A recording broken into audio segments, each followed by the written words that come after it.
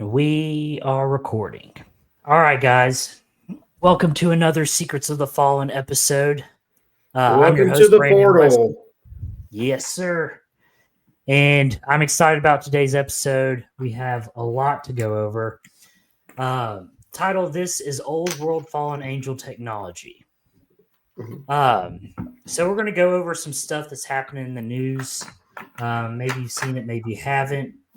But if you've been listening, you've kind of already know this concept that we've been talking about as far as fallen angel technology, the flood and everything like that, about how the fallen angel and Nephilim been corrupting DNA for years and years before the flood until it got to the point where God said, enough's enough. We've got to start over because it's getting out of hand. So specifically, what we're going to talk about is the ancient pyramids, the recent discovery of the columns and the underground city that was discovered by the Italian scientist team that has been all over the news, specifically the Khufu pyramid. So that kind of gave me a reason to kind of go deep dive because everybody knows that the Great Pyramids are a remarkable thing and one of the wonders of the world. But it wasn't until I really did the research on these things exactly how crazy they are. And especially for me, because I do custom woodworking, I do remodeling, I build a lot of stuff. And just thinking about tackling a task like this, only given what we're told as primitive tools, it is impossible. It doesn't seem impossible. Knowing everything we know today, it is impossible. And I'm gonna explain exactly how. I don't know how this narrative that we've been taught for so long, now that I've actually done this research and stuff, how the narrative that ancient Egyptians built these pyramids, I don't understand how it's even held water for, or like why it's even a narrative. Just 15 minutes of looking into the facts of this stuff, nothing adds up. Yeah. And it's not even like a stretch. It's like it's an impossibility. And let me just explain this. So let's just go over the size of the Khufu pyramid. All right. We're talking a base of 700 and so the average is 755.5 feet on each side. Now, each side's a little different. So north base is 755.4, south is 756.0, the east is 755.7, and the west is 755.8. So if you take the largest number and that smallest number, that is 7 inches and 7/3/16 of an inch off from being perfectly square over a distance of 755 feet. That's insane. And if you're ever wondering how hard that is, just take a sheet of plywood, a little 4x8 or 4x2 sheet of plywood, take a framing square and a circular saw, and try to cut that down to perfectly square. You will spend all day long, and it will drive yourself nuts because this is what I do. That's not even the craziest fact. So I know this might be a little redundant, but just listen. This is crazy. So the angles on each corner of the pyramid the pitch. 51.8 exactly pitch on each corner. Yeah. The distance covering, so from corner to tip of the pyramid, north is 718.0, 718.2, 718.0, and 719. Oh, I'm sorry. 718.9. So that one corner, and honestly, that could be due to erosion. Because it's with the margin of error.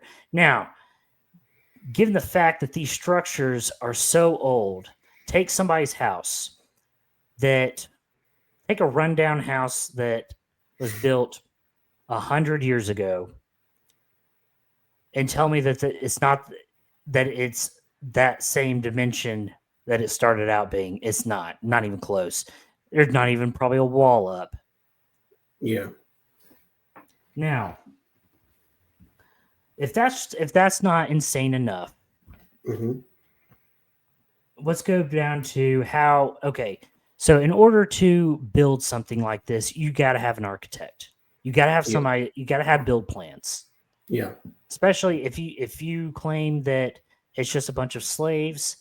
Maybe you have a project manager for each group of slaves or whatever that actually knows the trades and whatnot. This would be masonry is a trade that is one of the oldest trades in the world. However, it's not an easy trade. It's not something you just pick up. It takes years and years and years and years to master. And you just wouldn't have the population of skilled labor that you would need in order to build this. Not really. These would be you're talking like an all-star lineup of like at least over 10,000 people that are master masons. And it just those people wouldn't be slaves. If you'd be that well at a craft, you wouldn't be a slave because you'd have a skill set that is important. You wouldn't be just an ordinary slave.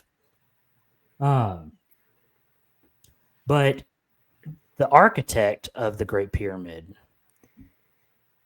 had to have had unworldly knowledge of the stars, the solar system, so the Great Pyramid is scaled down exactly to 43,200 to 1 ratio.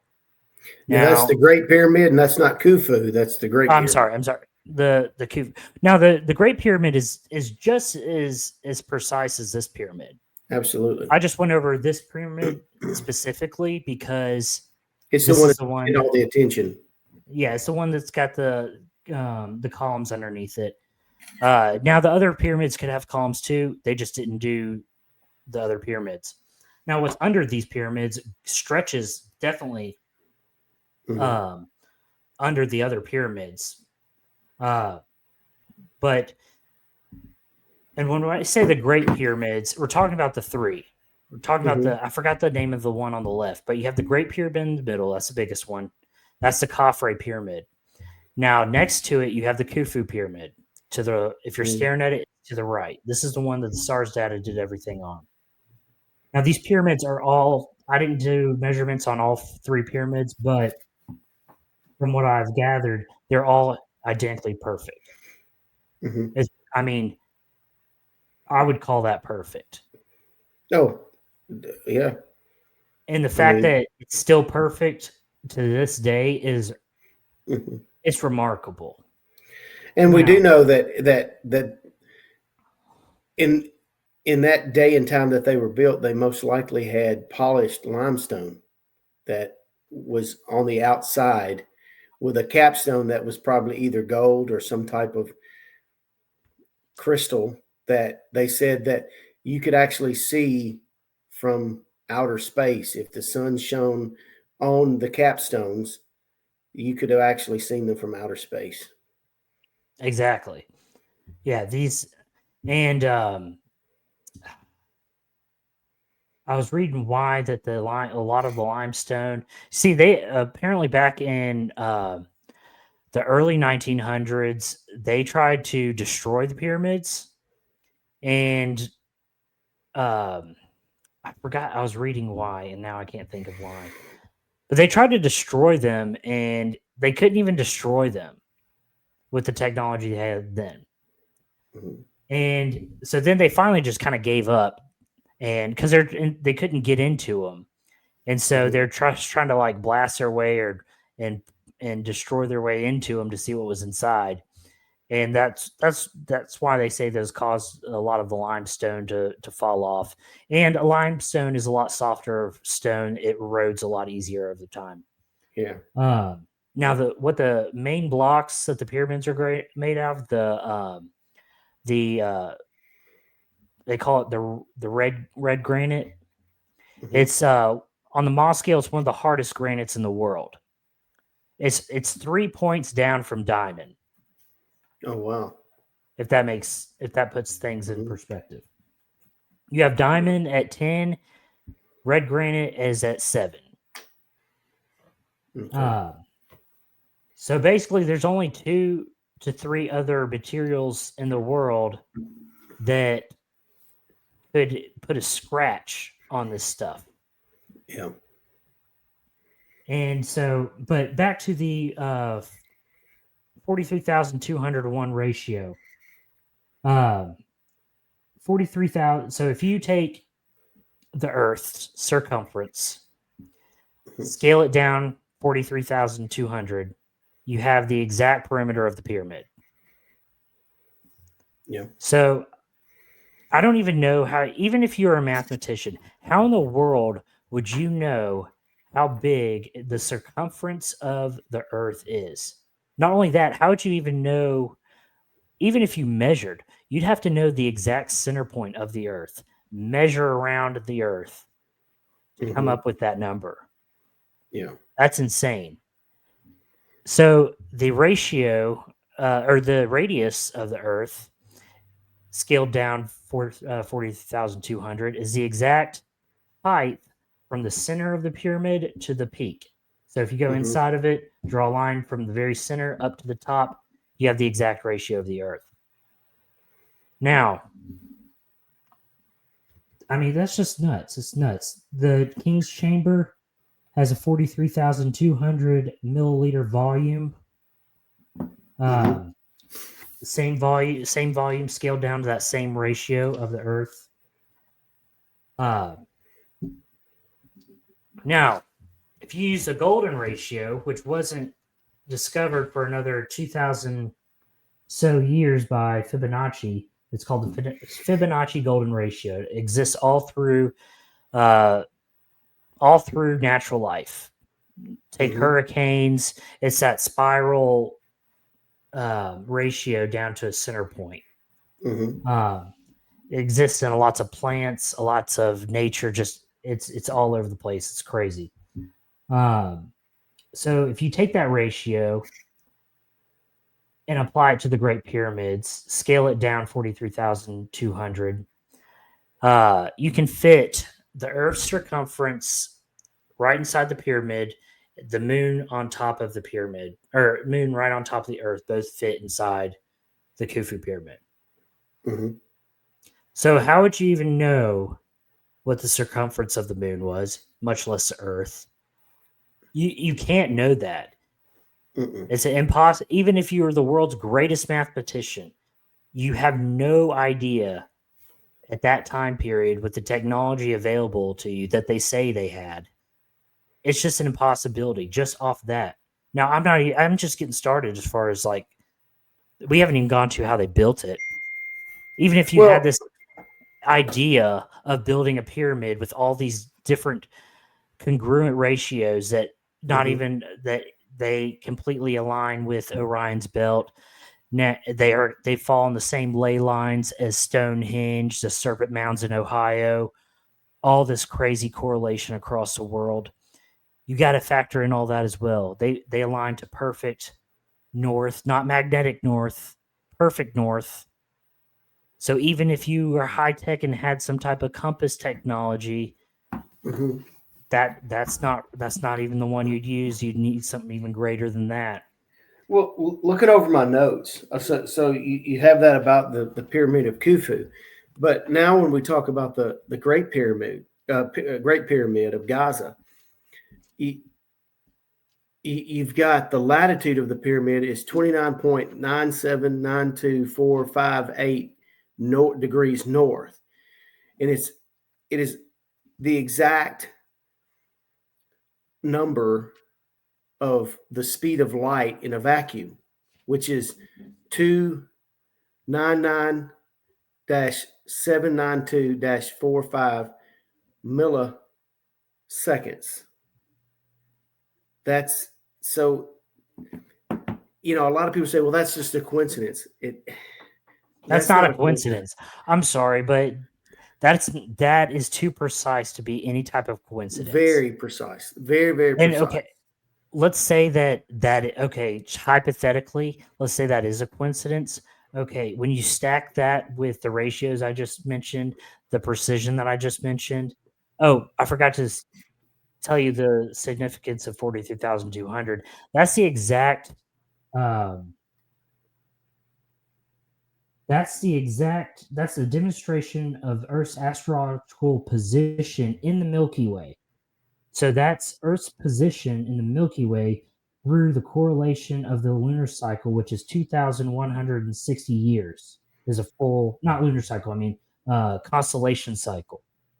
So you're telling me that That's triangulating the Earth's exact position in Mhm. our galaxy using the constellation cycle, which takes a full 2,160 years to even complete the cycle. Yeah, and so when you talk about people like the minister of antiquities for Egypt, the Dr. Hawass, who's the ex Egyptian minister of antiquities, he tries to rule out any of these ancient uh, fallen angel technology theories. He still stands on that the Egyptians built these pyramids. When you talk to the Egyptian people, they will tell you that the pyramids, the Sphinx, they were all there before their culture, before the Egyptians made their civilization. These giant methallic structures were already there. And we know this from the Sphinx because the Sphinx is probably the oldest. It is pretty close to being older than the Great Pyramid. Um, the Sphinx was buried under sand for millennia until the sand eroded away and it exposed the Sphinx and they were able to dig around it. But then after they got to looking at the Sphinx, they saw that there was water erosion, and we're in a desert and there was water erosion on the Sphinx. So that dates that the Sphinx even that much older than what they previously thought. So, I'm hard pressed to believe that people we're not even talking the Bronze Age necessarily. We're Now, they did talking, have bronze tools. they, They they did did. have bronze tools, but This now was at the very it, beginning of the Bronze Age. but if you go, what I'm trying to say is if you go back before the Egyptians, then no, you didn't have bronze. You had sticks and stones to build the pyramids. Yeah, and so they had copper Mm-hmm. chisels and bronze chisels. And what was I going to say? And you're talking some of these stones are in excess of 8 tons. 80 How in tons. the 80 So tons? the stone How? that goes over the king's chamber Mhm. is 80 tons. How And the quarry is what, 500 miles away that these stones were Yeah. quarried from? So the quarry that they say they took these stones from, um, and remind me, go back to the whole chisel thing too. So the Mhm. quarry that they took these stones from is a 10-hour drive from the Great Pyramids. It's 10 Wow. hours. Wow. So I did the math on, because they say what they did was they would load these stones on log barges and float them down the canal Mhm. to the Great Pyramid. Now, what canal? I don't know what they're talking about. How big this canal is, I don't know. Assuming it's called a canal and not a river, I would say it's not that wide. Yeah. And if that's the Canals, case, then it would almost have to be man-made. oh yeah, it would have to be a man-made canal. So now you're talking, okay, we got to build a canal just to build these Great Pyramids, just to get started. And Okay. that's a feat in itself when you have, bronze axes and shovels. Yeah, and it's not like you have the population like we have today. Correct. And these have to be very sophisticated, and not to mention that you're using math that hasn't been invented for another 2,000 years. The pi ratio wasn't discovered for another 2,000 years by the Greeks. Yeah. So you're using math that doesn't exist yet. Apparently, these are all according to the people that are telling us this narrative. So Mhm. if I'm going off what they say, these questions, the answers for the questions that they would have to use, it doesn't make it. It doesn't add up. It doesn't add up, not even a little bit.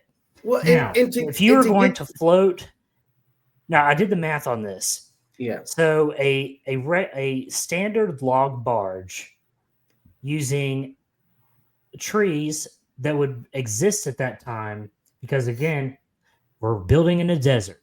So assuming that back then we had some trees and stuff like that, and we they wouldn't be very large trees, first of all, Mhm. or we would have remnants of stuff like that.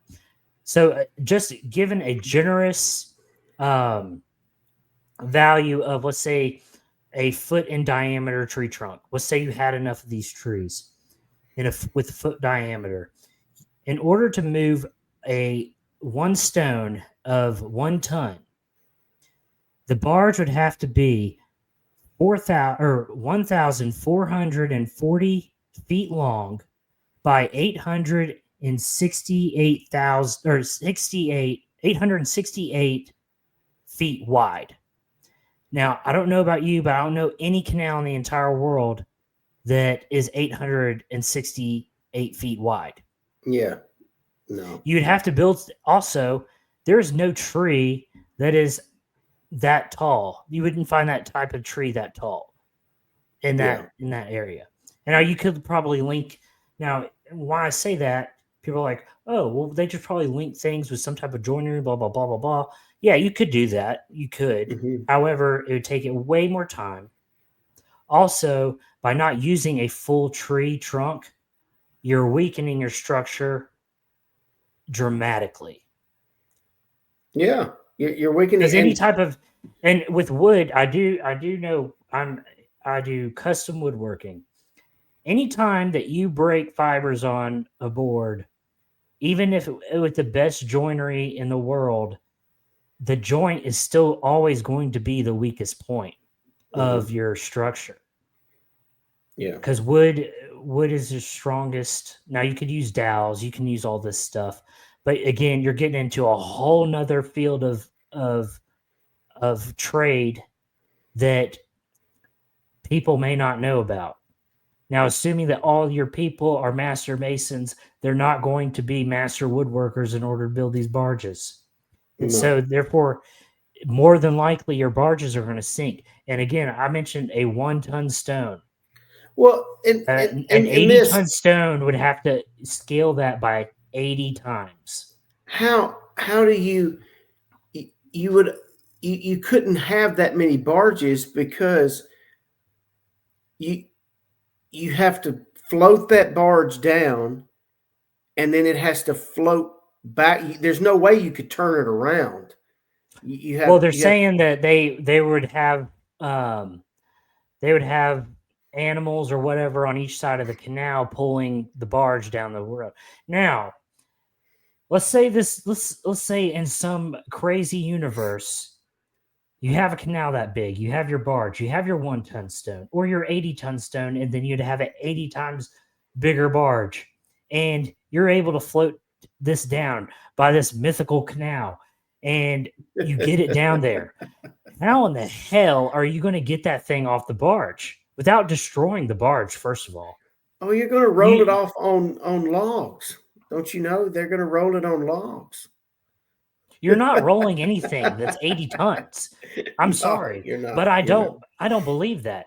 They moved so back in the early 30s, or no, I think it was even older than that, like 20s. They moved a 40-ton stone from uh from Greece to Italy over this what are the Mediterranean Sea, I think that is. I can't remember. I was just reading this briefly. Um, they moved a 40-ton stone sculpture that this guy built um, to Rome. On that, they had a barge that was almost a quarter mile wide, being supported by 5 ships on each side, so it didn't tilt her over. Goodness gracious.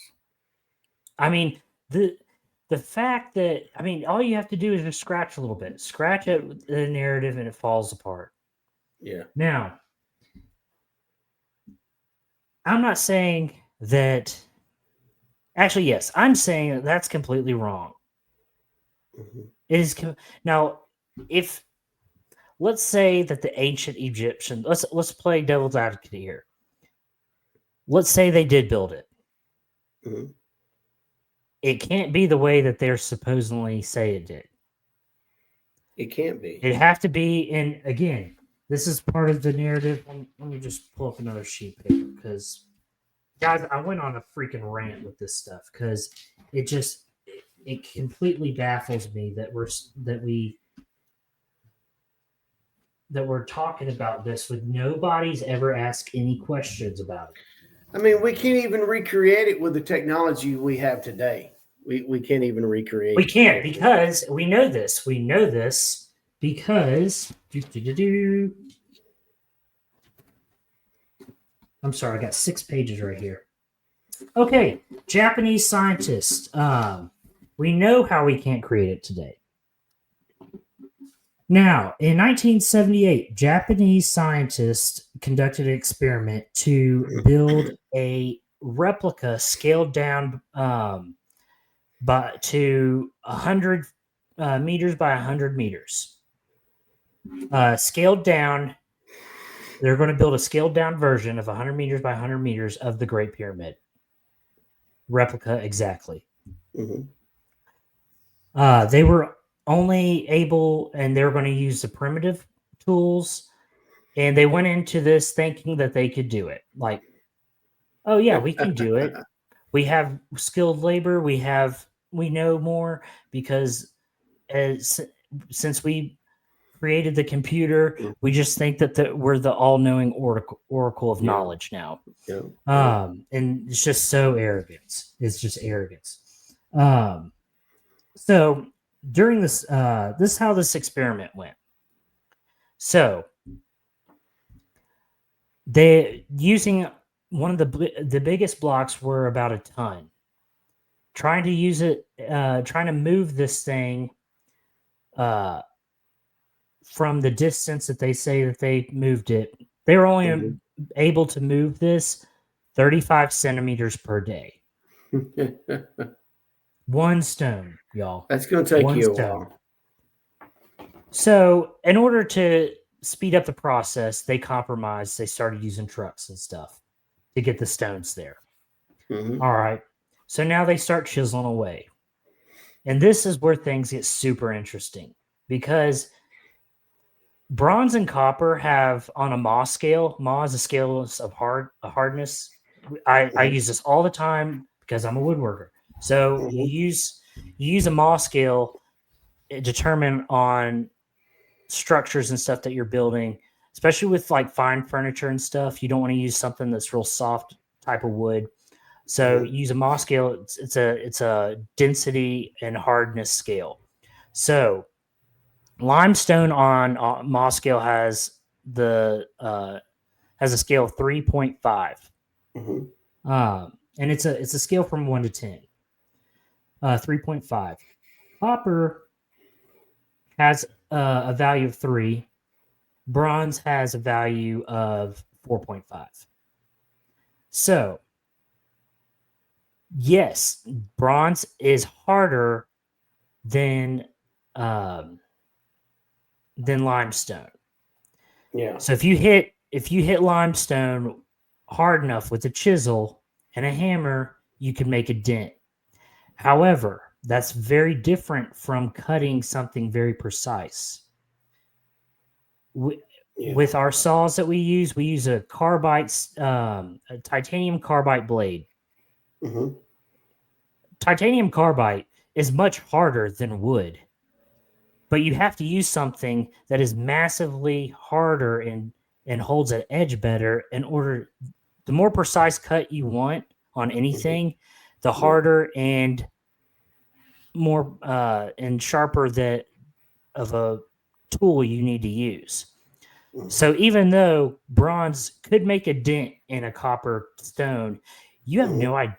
All it's going to do is just kind of blast off a chunk of it. It's not going to give you a precise cut at all. There's no way. I mean, it takes some sophisticated type of technology to cut those stones. And well, first of all, the Great Pyramid, if it's true that it took them whoever built it 20 years, which it more likely took 100 years. It wouldn't even take 100. It would be an impossibility. It'd be like if I told you, "Hey, I need you to cut down this. Not only cut down the trees. I'm going to give you a mule. I'm going to give you a box of chisels made of real condensed cardboard,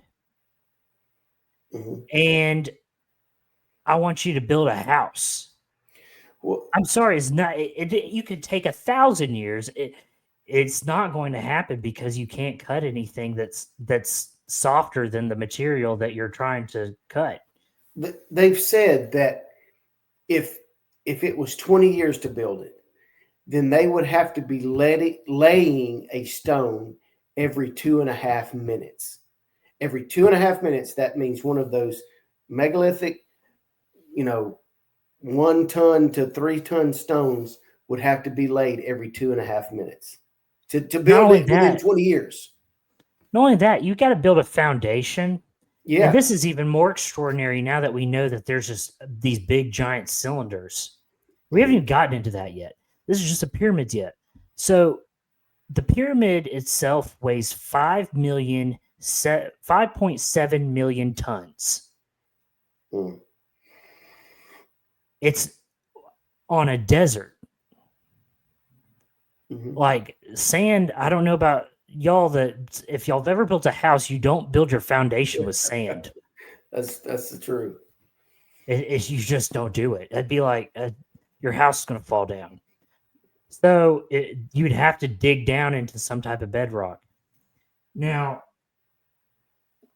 taking into consideration that we have tried to build the Great Pyramids, scaled down, and you know what the result of that whole experiment after they compromised by the end of the experiment, they were full on using all modern technology to try to build the pyramid. They still couldn't do it. They built what was left was a stack of boulders in some shape of a square. There was no inner tomb, or not tombs. There was no inner chambers. That basically what they accomplished was stacking a bunch of heavy stones in the shape of a pyramid. Nowhere near this how precise this was. Nothing close to it. they were just lucky enough to accomplish stacking a bunch of stones together. So you would So have to be so precise in laying these megalithic stones every 2.5 minutes to get the calculations that you just recited a few minutes ago. I'm sorry, you can't do that with a primitive technology. That there's just no way. this is before math. This is Yeah. before structures in general. Also, when I started making cabinets, I built countless of crappy cabinets before I built a really nice, good cabinet. Mm-hmm. There's no trial and error. There's no like pyramids stacked around Egypt that predate the Great Pyramid that were just like failed experiment kind of pyramids. Because there'd be you don't just do this. First of all, I built houses, and you can make the best plan in the world. You're going to run into complications. You're going to run into things that don't work right. You're going to Mm-hmm. uh, misjudge material. You're going to misjudge how things operate, and people are going to make mistakes. This was Mm-hmm. a one and done perfection, and that doesn't exist in the building industry. I can tell you that right now. Uh, and we're building with materials that are much easier to deal with than stone. Mm-hmm. And it just, I mean, that alone just pokes so many holes in this theory that, again, I'm baffled that people still believe this. Mm-hmm. And just like, how are you not asking questions? Yeah. Now, Right. establishing that, I just want to go over exactly what. Now, in the study, they did address the age of the pyramids. Mm-hmm. Um, so uh, with this study that they did, and this is back in 2018. This that they Yeah. started this whole thing. We're just now figuring out the results of everything. Um, their conclusion would be, and I put this in my own words, that the possibility of if the ancient Egyptians did build this, they Mm-hmm. would it is a must have. It's not even a question. They would have to have technology that absolutely contradicts what we know as physics today, Mm-hmm. and using math and science that completely are way more advanced than what we know today. I'm talking like quantum type Yeah. level math Yeah. and science. Uh, Technology that would make our iPhone today look like a stone tablet. Yeah. That's what I got from it. Um, Also, they came to the conclusion because there's not a single hieroglyphic, petroglyphic, scroll. There is no build plans recorded Mm-hmm. for any Mm-hmm. of this construction going on. Because the Egyptians didn't build it. Exactly. But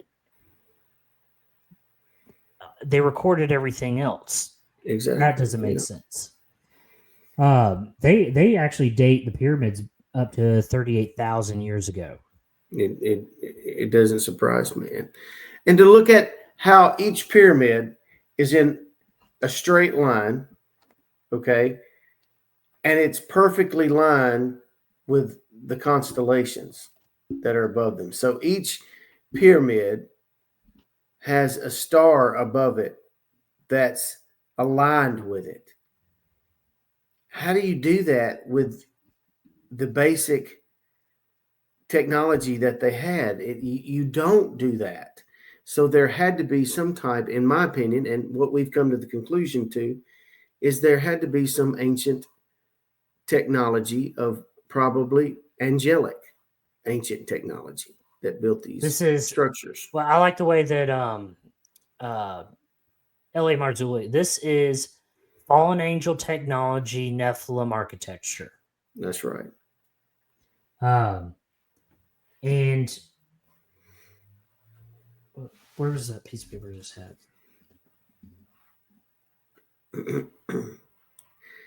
And we do have the Egyptians building these building pyramids that are much smaller and are nowhere near as precise as these pyramids. Oh yeah, there's hundreds and hundreds of pyramids all over Egypt. Mm-hmm. All of them, none of them are as precise as these three great pyramids. No, none of them date back to that age either. That's right. All of them also have hieroglyphics in them. Yeah. And artwork and treasures, stuff like that. Not only that, I don't know how the whole tomb that they were tombs for pharaohs. Narrative. This all started because at the time of the Great Pyramid, the Khufu pyramid, Pharaoh Khufu was in charge. So they just assumed that he built this. Yeah. And then they just assumed that he wanted to be buried in it. But there's never been a pharaoh found in any pyramid. Yeah. The quote-unquote king's chamber has no tomb in it, has no sarcophagus. Nothing inside of that chamber indicates that it was any type of burial site. Yeah. And no person, much less a pharaoh, has ever been buried inside of a pyramid. Now, there might be some people the remains might be in there from building it and died or something, but they were not built as tombs. We know this because we find tombs of pharaohs all the time. There's thousands of tombs of pharaohs that are all across Egypt, and none of them in the shape of a pyramid. That's right. So, what is this narrative? And this was completely made up with nothing to back it, and nobody. And these are people who won Nobel Prizes and all these other stuff awards for what? They just made up a story that has no backing. So why is it accepted to be true? Because the only reason that I could think of that you would give somebody a reward for making up a story that didn't happen and has no backing or support to prove it would be because you really like that story and you want that to be the narrative. That's right. And why would you really like a lie that you know is a lie? Because you don't want somebody to know the truth. Well, and then that's just to me, that's logic. Yeah, and we have now with the discovery of the Khufu pyramid, where we have these cylinders going, how many meters down? I mean, that's either three football fields in length down into the earth. So now we'll dive into. Oh wait, here's the paper I was looking for. All right, you were talking about Zahi Hawass, the former minister of antiquities. This dude is absolutely losing his mind over this stuff. He is a grade A narcissist at the highest level. Saying this is fake news. Now, the reason why the Egyptian government, and so is the Egyptian government also, like the minister of antiquities, he's the one who grants access to these ancient sites like Göbekli Tepe and all these other places, and he works with their government kind of thing. He's the gatekeeper for all these sites for archaeologists and anthropologists. So for up until this point, who's able to excavate these sites, what the narrative is going to be, what is going to be said about this stuff, what they find, is all been 100% controlled. Yeah, of course. So the fact that this was a non-invasive study, meaning they didn't even go to Egypt. They sat right at home, and they have a satellite that it's a SARS satellite. SARS data is what it's called. Using frequencies and I forgot. I don't know all the scientific. It's what the military uses. This is the same technology the military uses to see what underground, what people or objects and stuff are in like enemy underground bunkers. So apparently, with this technology, you can scan an area, and even if it's an underground bunker, you can see exactly what everybody's doing. It pops up almost just like a thermal image. You can see people walking around real time. It completely, it's like an X-ray into the earth. Oh wow! So it's reliable enough technology for our military to use. Yeah, but when it comes to looking underneath the pyramid, it's complete. Yeah. It's a complete, just absolute insane thing to do. And not only that, it's fake news. It's not even real technology. And not only that, they're like, "Has your work been proven?" Well, it doesn't. It's not even it's not a new technology that we're using. It's just a technology that already exists that we're using for a purpose that we haven't used it for. And I think It's that fully well and capable of looking underneath the Great Pyramid and telling us what it sees. I think the Egyptian government has known for a long time what's underneath some of these pyramids. I think they've done it. I think they've known. Just like, supposedly there's a library underneath the Sphinx, and it's been now they did excavations under the Sphinx, and then all of a sudden, dramatically, everything was closed off, and now no one can go under the Sphinx anymore for whatever reason. Oh yeah, they know what the stuff is. Mm-hmm. The reason why they don't want us to know or the public to know is for control. Yeah, 100%. Over because you have all these people that have built their careers on theories that they know are not true and that they know are a lie. Mm-hmm. However, they have been propped up by the gatekeepers before them because, let's face it, call them powers that be. I don't know what you want to call them, but they don't want us to know the type of technology that was used to build the pyramids. They don't want us to know who built the pyramids. Mm-hmm. Now, I'm not saying I truly believe that fallen angels, fallen angel technology, Nephilim architecture was how these pyramids were made. Now, whether people actually did do it or it was antediluvian people or a civilization way before mankind itself built these things, I don't know. Nobody knows. Mm-hmm. And nobody can know that unless we have some type of new information. However, with this new information, we're starting to get kind of closer to the truth, and that's freaking people out. And the fact that this technology can be deployed at any random time over any area has people that have had their grips on power over the narrative for a long time feeling very uncomfortable.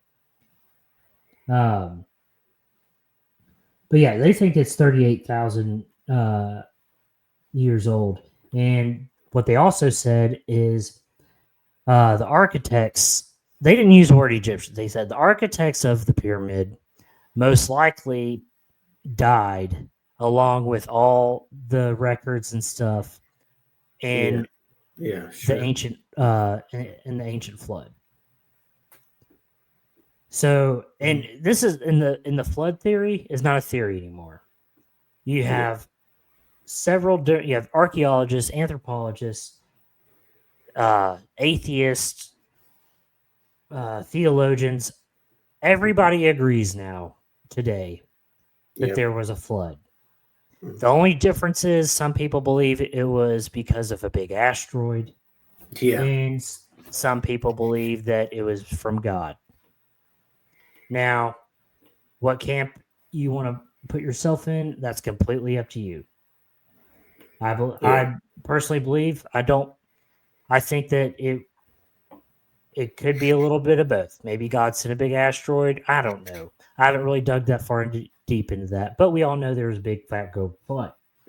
Yeah. Uh, and the more that we uncover, the more that mainstream science is having to compromise their views in order to fit Hmm. theological views that they crapped on for years and years and years.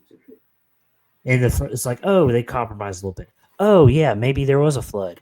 Oh, yeah, maybe they didn't actually build the pyramids. Oh, yeah, maybe I have no idea what I'm talking about, and I just try to sound smart. Uh, I'm sorry. People like this annoy the crap out of me because Yeah. they talk like they're gatekeep, like they're just these all-knowing oracles of things. And the more time goes on, and the more information we uncover, the more questions we have. And I'm sorry, this narrative that they built that Egyptians built these pyramids with chisels.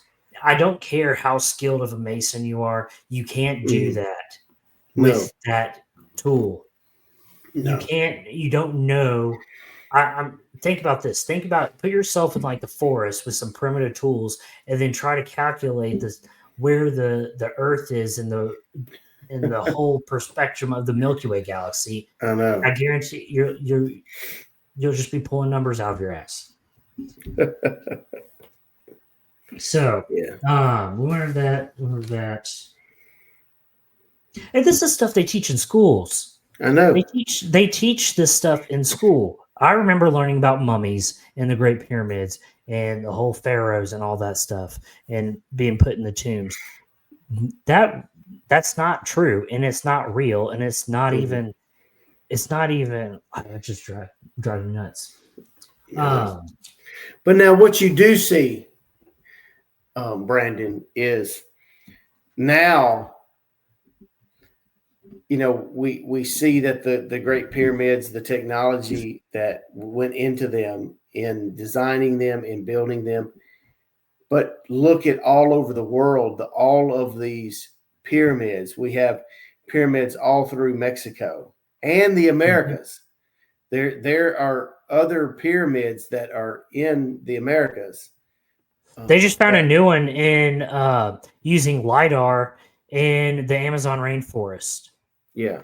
So all of Now these. these pyramids are different. They're these the ones in South America are more. I think they call them ziggurats Mhm, instead of pyramids because they're step pyramids. So you have a base, and then you have a little bit smaller base, and you have a little bit mhm, smaller base, but it's not all stones. But you see the technology and the precision that some of yeah. these stones that they have stacked and pushed together, you can't even slip a receipt or a credit card through, or even a No. human hair are Well, they're when late they're better than what a CNC machine can do. I've seen stone cut with CNC machines using water pressure.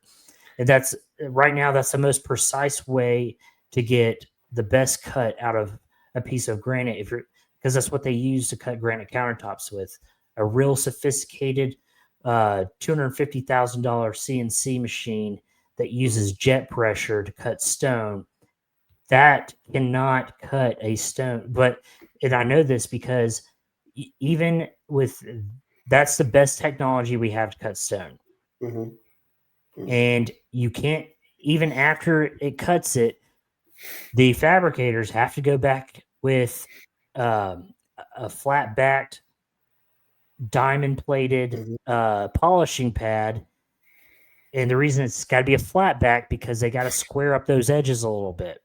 Because Yeah. even with water pressure that cuts the stone cannot cut it. It's so precise that you're going to get a perfect 90-degree angle down. And on top of that, a lot of these stones weren't even cut at 90 degrees. Yeah. And you look at ancient structures like Machu Picchu, where the boulders look like they were placed and then melted into position. Like you said, you can't even get a human hair in between the stones in some instances. And the that precision, and then you have the structure at uh, Tiahuanacan, which the angles on it are so precise that if you slide your finger down it, you'll cut your finger. It's that sharp and that precise. And talking to stonemasons today, they say that they still don't have the technology to recreate those types of cuts. They don't have the technology to do it. It's that Yeah, because precise. a lot of these cuts aren't. We build things traditionally out of hard angles. Mm-hmm, So your hard angles are going to be 90 degrees, 30 degrees, 60 degrees, 45 degrees, and mm-hmm, 115 degrees. Those are your angles that cover just about every angle in your house, if you mm-hmm. think about it. So even when it comes to the pitch of your roof, um, those are hard angles. What we're talking about is stones that don't have hard angles. So that means let's see, instead of a point angle like that. So here's a point angle. Mm-hmm. They're waved. They're rounded. They're rounded over into and interlocked together. Mm-hmm, Almost kind of like a puzzle piece, but instead of having like interlocked sections like a puzzle piece does, just like mm-hmm. almost like each side is a little bit wavy, and the Yeah. stone next to it is the exact opposite, and they connect like that, so they don't make Mm-hmm. like straight lines. That is 100,000 times harder to create a structure by Yeah. doing that. Now the thing is, you'd be like, oh well, then why do they do that? Because it's a lot stronger than creating a. So like when the strongest way to stack bricks together is you stack them in a line, and then your next row you stack in the middle Mm-hmm. of each joint of that line, just Yeah. like how bricks are laid. Now, if you have all your bricks interlocking together, that's going to be your best way to do it. Like almost like Legos. It's going to be Mm-hmm. 100 times stronger. You don't need mortar. But these gone a step further. Not only are they stacked on top of each other like Legos, they're stacked to the side of each other like Legos. So they all connect inside of each other. Well, in India, they have those temples that are in basically cut into the mountain. And they said that the only way this could be done is almost like a CNC machine. These temples, the intricate carving on these temples are so symmetrical. They're so precise. It's the technology that was used to cut these temples out of sheer granite stone. We still don't have the technology today to be able to do it. But yet here they are, these humongous temples. I mean, they're gigantic temples with all this ornate uh, architecture, and it's cut out. So they said to do it right, you would have to start from the bottom up, but for somehow they started from the top down. It's it's very It goes against everything that plain. we know. And here's the thing: buildings only get more sophisticated with time. Mm-hmm. Just like take our houses now versus our houses 100 years ago. Mm-hmm. Buildings only get now the quality of construction is up for debate, yes, but the architecture and the design of the buildings only get better over time. Yeah. Now, what we see with the Great Pyramids was the peak. Everything else after that was just an atrocity of what once was a pyramid. Because you have these pyramids that pharaohs tried to build all over the place that Mm-hmm. obviously don't hold water Yeah. compared to the Great Pyramids. So, how does technology digress? Oh, technology doesn't digress; it only gets better over time. So, Mm-hmm. if you're starting out as your baseline with the Great Pyramids and that technology, fast forward to now, we should be building something that's the most insane stuff in the entire world. Yeah. And Only, but now, the only thing is we don't have that technology, yeah. and if we And do, not everybody knows about it, nor is anybody willing to. The people that do know about it, if they do, they're not saying it. They're not telling well, anybody. yeah. And so now that we know about the pyramid of Khufu, that these Well, yeah, we pillars haven't that gotten into what you the know, columns were. so what do you feel that the pyramid of Khufu is? Because I think we both are in agreement to what it is, but I want to know your take on what you believe that it is. So, just for y'all that don't know the data real quick of it, um, so what they found was there's first of all there's five structures inside the pyramid or voids that kind of look like little tiny houses with little pitches on them. And Mm-hmm. if you go to the Great Pyramid in the King's Chamber, there's a similar type structure right over the King's Chamber. The Khufu Pyramid, that's in the Khafre, the biggest one. The Khufu Pyramid's got five of them in there that they found that we didn't know about.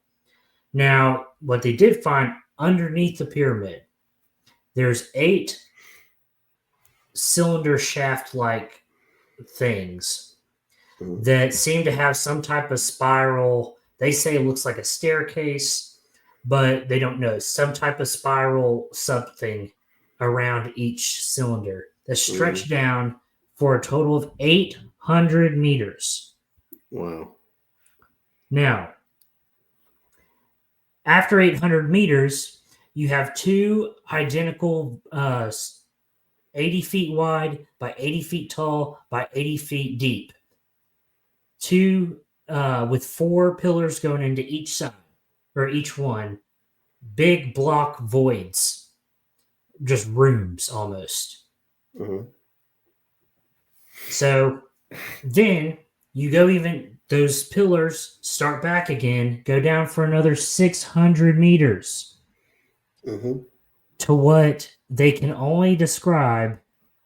Now they haven't come up with a at least the last time I checked, they didn't have some type of simulation module looking thing, some type of visible display to show Mm-hmm. us. They have them of the pillars and of the voids, cavities, and of the spiral stuff. But they don't have what they can only describe as it looks like a city.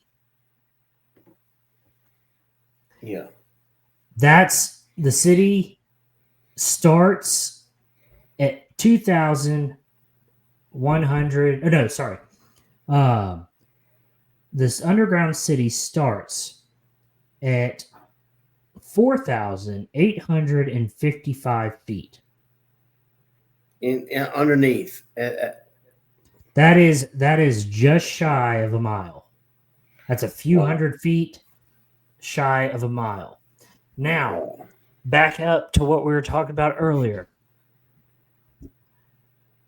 This is how we know. This is why this data is so important because to say that the ancient Egyptians built the pyramids is a stretch by itself. You Yeah. throw this on top of it, it's completely dead in the water. Yeah. There's nothing else like this structure.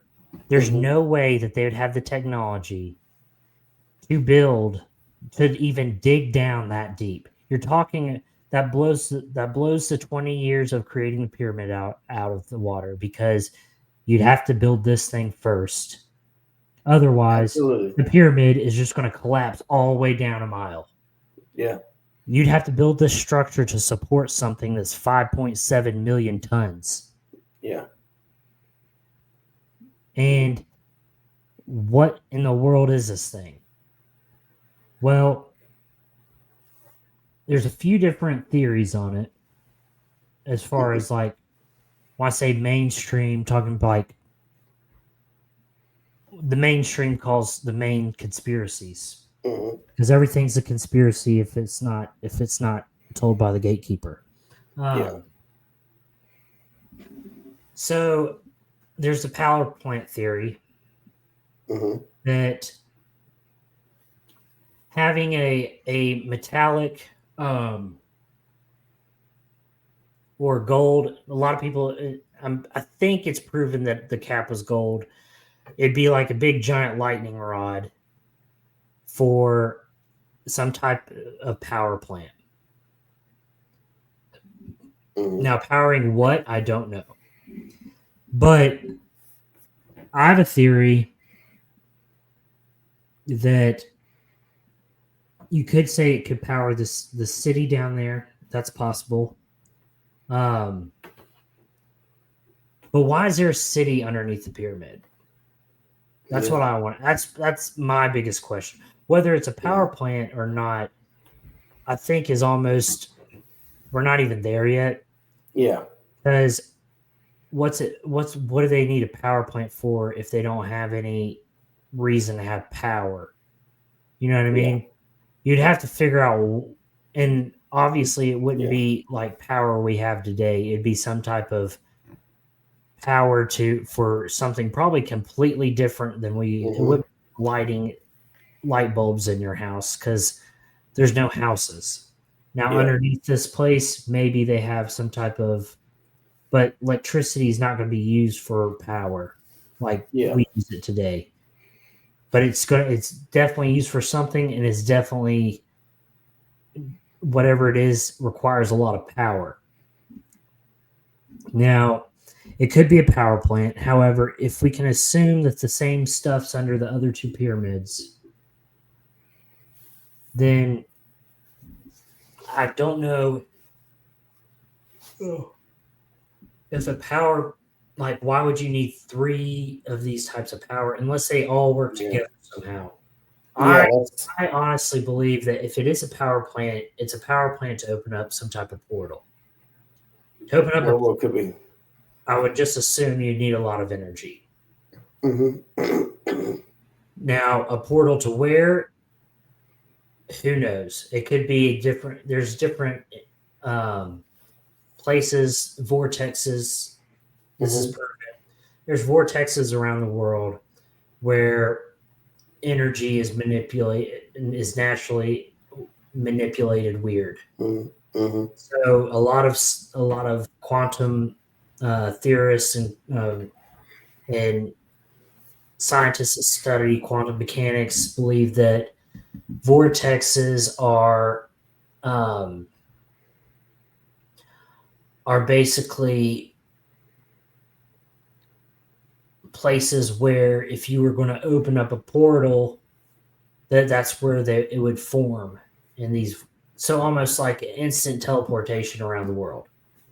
Now, that could, if you also believe in string theory too, or not string theory, quantum entanglement, you could apply that same theory to different parts of the universe. Yeah. Because of quantum entanglement, you have one thing that's spinning here, then you have an identical thing that's spinning light years across whatever, and because they're quantum entangled, space and time doesn't really operate on the same physics as space and time. My thinking is exactly what you said. I believe that they're power plants. I believe that's exactly what they are. They're power plants, because what has been kind of rumored throughout history is that the Egyptians are the ancestors of the people from Atlantis, The Atlanteans. the Atlanteans. And so they're the descendants. So they had some type of knowledge, but they still didn't have the knowledge to build the Great Pyramids and the pyramids themselves. So their ancestors most likely built them, which I believe, if that's the case, if there was an Atlantis, then Atlantis was a city of fallen angels, and it was fallen angel technology. Yeah. Now, Joel So, Thomas has a theory that I think is super interesting about the Great Pyramid being being built before before people, a monument to God. Yes, I heard him By talk about fallen that angels, theory. but just angels in general. I've heard that theory. Because now I'm thinking about it, if there was a war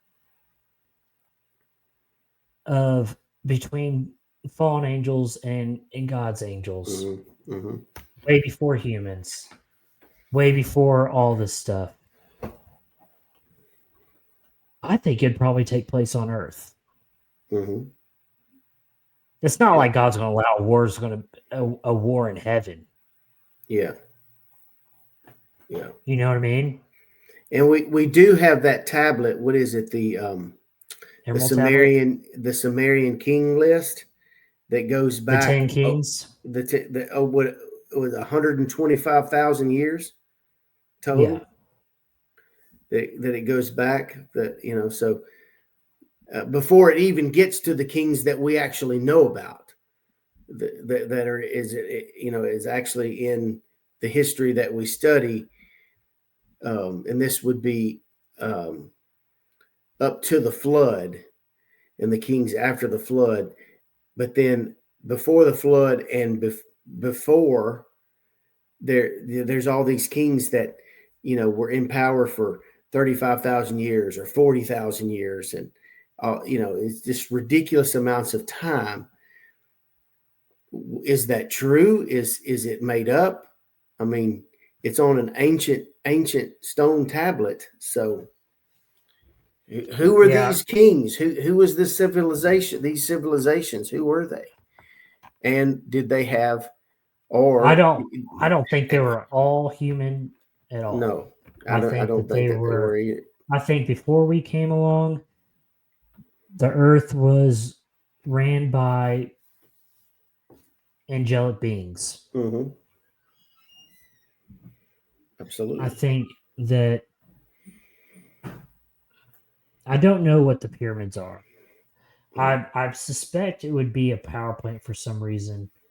It's definitely not just some monument or statue for sure. It's got to serve a purpose because. Yes, sir. And it definitely no, even a statue. Nobody builds anything that thought out if it doesn't serve some type of purpose. Correct.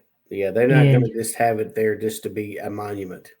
And I don't care even if the ancient Egyptians did have the knowledge and even if they had the schematics to build a pyramid, they didn't have the means to do it. Yeah. Nor did they have the manpower to do it. Because I'm thinking it took me a couple months to teach somebody how to build cabinets. Yeah. Imagine teaching somebody imagine you're some type of angelic being and you're trying to teach a human being on how to build a pyramid. And first of all, you'd have to teach them what they're building, what's the purpose of it, and what it does. And I'm sorry, to try to wrap your head around that as a person, it'd be nuts. It because would be. people don't. Your best builders are somebody who thoroughly knows the ins and outs of what they're building, what it's used for, why it's used for it, what materials are best for it, Mhm. because they know the purpose of what it's going to serve. So Yep. you'd have to teach somebody the whole like concept of what a pyramid is, what it's used for, why they have it. And if it's something that complicated, I'm sorry, I don't buy it. And nor did they just have the physical means to do it. Yeah. The stones are too big, Way and big. you're not building that stuff with copper chisels.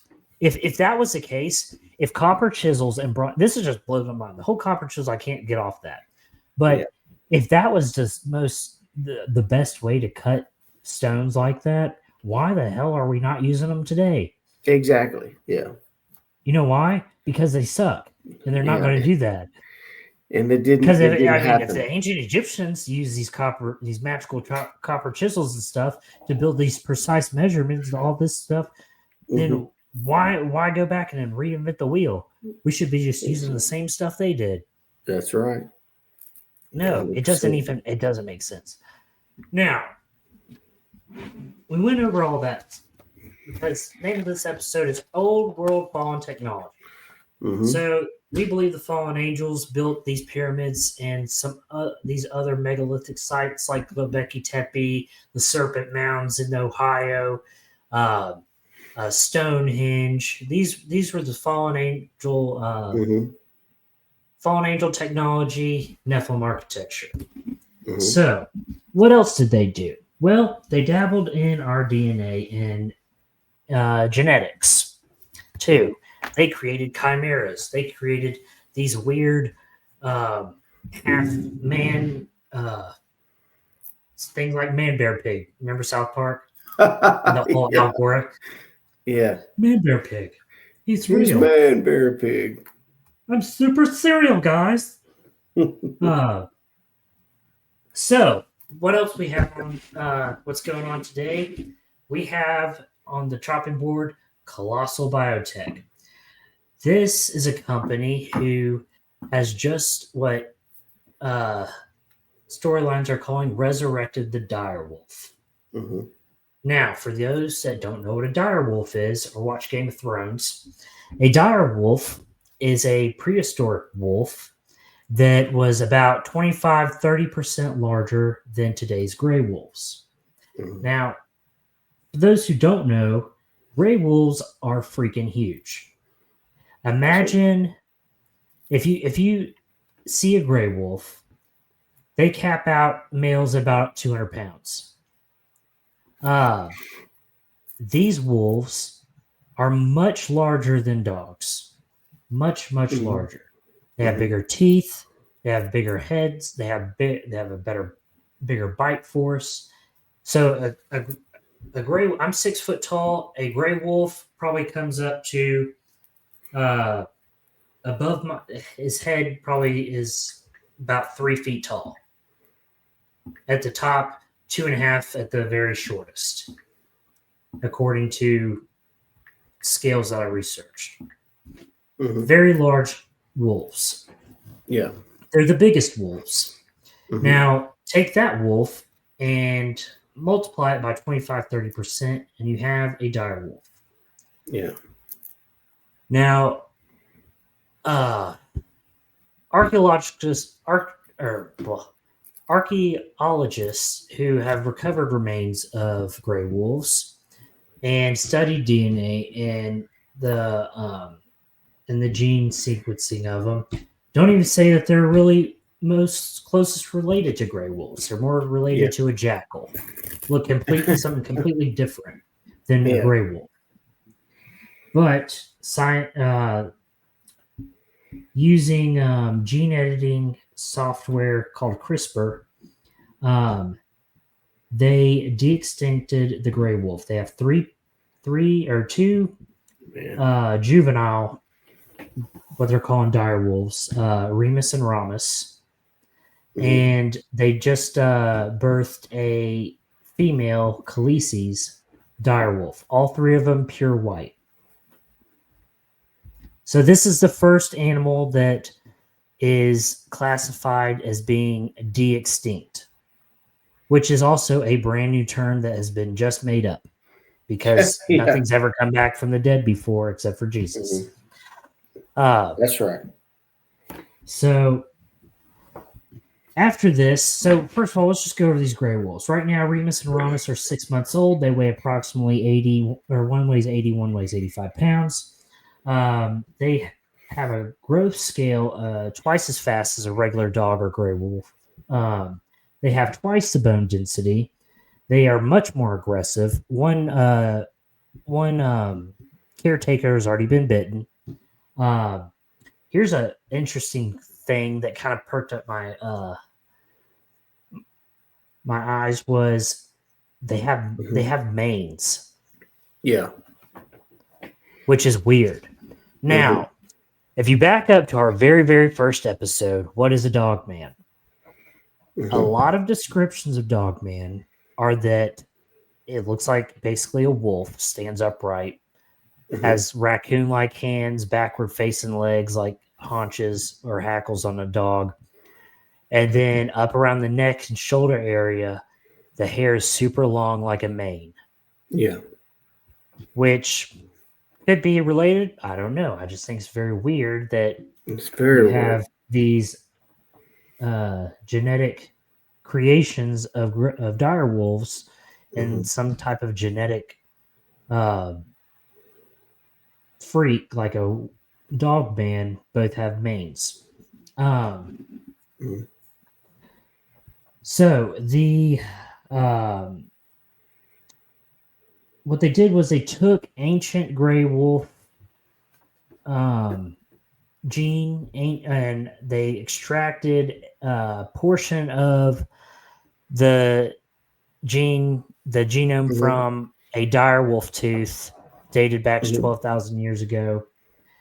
And then what they did was they compiled those two genes and basically created a template of what they thought a dire wolf genome, a complete dire wolf genome would look like.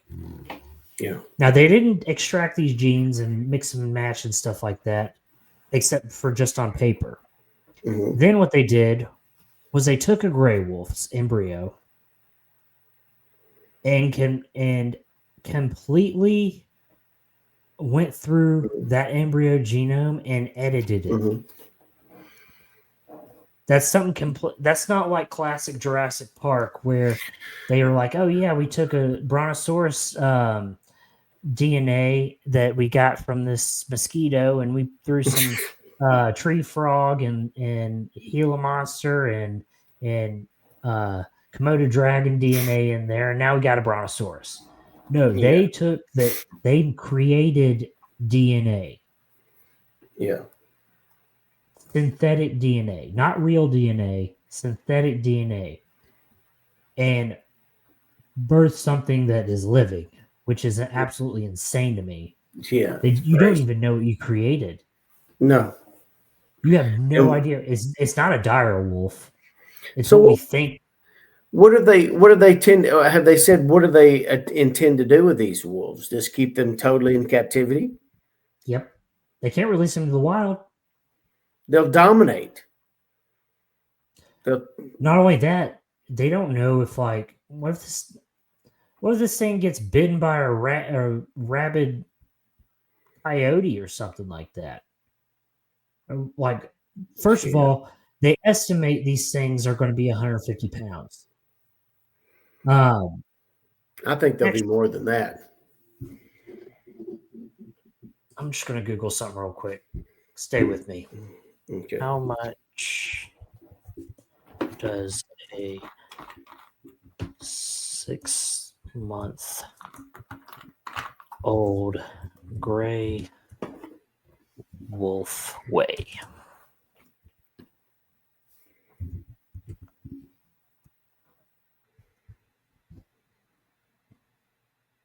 Oh, geez. 6-month gray wolf approximately weighs between 28 to 45 pounds. And the dire wolves are already 80 something pounds. Yes. I mean, that's as big as my full-grown boxer that I had. That's She bigger was, than my golden retriever right now. yeah. No, it says I was just typing how much does 6-month-old gray wolf weigh? 20 to what I say, 20 to 40 pounds. Yeah, 20 to 40 something pounds. Man. Or 28 to 40 pounds. Wow. That's nuts. That's so these things are already twice as big as they think. If that's and they're growing faster, twice as fast with twice as much bone density, these things could be upward to 400 something pounds. Because a Yeah. gray wolf is between 150 to 200 pounds. Man. Wow. I'm talking about 400-pound wolf. Yeah. And who knows? Maybe they made these things smarter than they're supposed to be. Wow. Okay. So the next interesting fact in the story, and okay, after the birth of these pups, the CIA decides to become a majority shareholder of Colossal Biotech. Of course they Imagine did. that. So, reason being, they've stated is the gene editing tools they use could be used for dual use, ecological and geopolitical leverage. Basically, what that means is ecological and geopolitical leverage. Yeah. So, how does that apply to gene editing technology? Well, ecological, you could create an invasive insect to take out all the crops in a particular location. That's right. You could spread disease with mosquitoes, which we already know somebody, Bill Gates, is already trying to do. Yeah. Yeah. Remember the something million mosquitoes he released in Florida with supposedly the vaccine in them that's going to go out and bite everybody? Like that's your first thing. It's like, oh, nobody's going to take my vaccine. Okay, I'll put my vaccine mosquitoes and make them go out and like, what the hell are people doing? Crazy. We would need to. So China already has what they're calling bioengineering people. Altering the human genome to make people smarter. And right now, they're already doing this. So our CIA said that we must create our own type of like super soldier program with this software, because that's not going to end in a crappy situation. Let's go ahead and make people not people, which is what they did before the flood. That was the whole reason of the flood. You made people not people anymore. They were doing chimeras back then, and now we're starting to do it now. Because the it's tip the same of the iceberg storyline. The tip of the story is the dire wolves, but what are they doing that they're not telling us? What have they started doing? Well, right now it's cool because it's a dire wolf. It's cool. It was Game of Thrones. It was all this stuff. I want a dire wolf. Maybe we can all have dire wolves. No, that is why that is the justification for this. The implication is going to be something completely different, and I guarantee you, nefarious on every level. Yeah, sure. You don't play God, and it was what's that quote in Jurassic Park? Scientists were so obsessed with whether they could do something, they never stopped to think about whether they should. That's right. As once you open up a door in technology, you can never shut that door. Yeah. Another example of a reason why. Also, the CIA did not directly become a shareholder. They used a different company to buy the shares of stock in this company. Yeah. Yeah, for sure. which is super weird. Yeah. Like, why would you do? It's called ICP. It's a company that it's like a company they use when they don't want to put the CIA name on things. So if I wanted to be a majority shareholder of Target, but I didn't want anybody to know that Brandon Wester is a majority shareholder, I'm going to create a company called um, BTW LLC, and I'm gonna use the funds that BTW gets, and I'm gonna buy all the shares of Target. So I don't own any shares. BTW does. Which it's all the same. So that's how you can that is exactly how they go around our system. So they don't have to do any checks and balances and get around Congress for stuff. That's right. Well, man, we're going on an hour and 30, and I am fading fast, brother. Oh yeah. I'm struggling. But yeah, that's about all I have with the gyro wolves. I just think that once I heard the CIA was interested, I'm like, oh god. Yeah, that's that's something to do with turning that into a weapon. What else were they going to turn it into? It's not like they're going to turn it into something good. Yeah, for real. Why the world would they do that? So true. It's completely against their nature. Yeah. But yeah, guys. So sorry for going too long on this, but I just we'll make another. Yeah, we'll make another episode because we've got more to cover too. Oh, we have so much more to cover, y'all. I've just the stuff that's going on. We didn't even get into Ark of the Covenant yet, so that'll be part 2 on this. Mm-hmm. And this is just kind of like a little like thing of all the weird stuff that's going on right now. And you look at them individually; they're all weird. You put it all together because it's all happening at the same time. It's just super weird, and you just see the storyline going over that we already read this story. It's called Genesis, and it's part of the Genesis 6 conspiracy story. Yeah, for sure. So, guys, that's all we got for tonight. We're gonna cut it off here at the hour 30. So, all right. Stay tuned. We'll probably have a part 2 with this same stuff going on. Just stuff in the news, stuff that's going on around the world, current events. That's just it's all connected. And please follow our channel. Leave a comment. I'll have this posted on Spotify. I posted the Bigfoot episode, the first Bigfoot episode that we had on YouTube. So go follow our channel on YouTube. Go check that out. Working on the rest of them. YouTube's being a big pain about every episode I post on YouTube. It gets kicked back for copyright, and I don't understand how we're copyrighting anything on our. We're not displaying anything. We don't even have music playing. I took off the music because it says a copyright. So it's been a big pain in the butt, but Bigfoot episode uploaded. So go check that out. Leave a comment. Help us grow our channel, y'all.